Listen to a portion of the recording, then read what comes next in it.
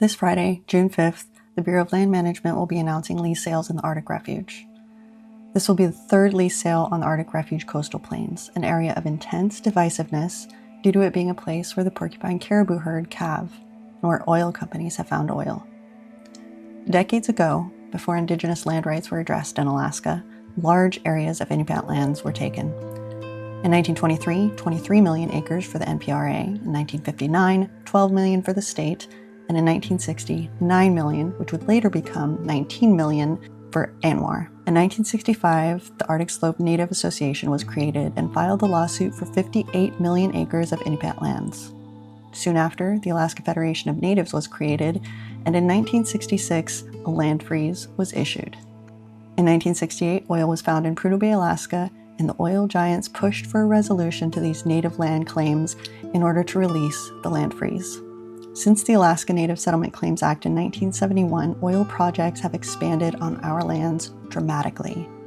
In 2025, we learned that the NPRA Mitigation Fund, which has been put in place since 1985 as a means to offset the negative impacts of oil industry on Inupiat lands, are going to be taken away.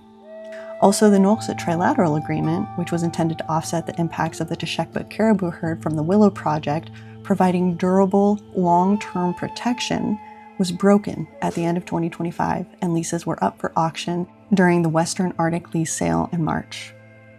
The point I'm trying to make is once the industry has its foot in the door, there's very little we can do to stop the momentum.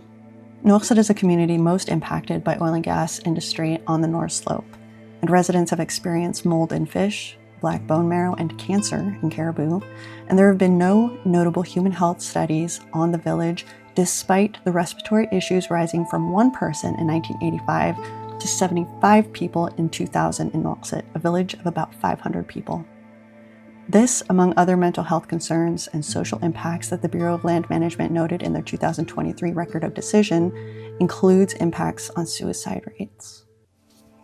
The grandiose promises of economic growth, energy independence, and responsible development are all a facade. We are seeing at a global scale what the elites are capable of. They don't care about us, and at every turn these promises are diminished or broken entirely. With the prices we're seeing from a market that small communities have no influence over, we need a solution that provides real energy independence, owned and operated by the communities they serve. I urge you to consider the health of our people, our communities, our lands, our animal relatives, and future generations. We are the future ancestors. Let us make decisions that our descendants will be proud of.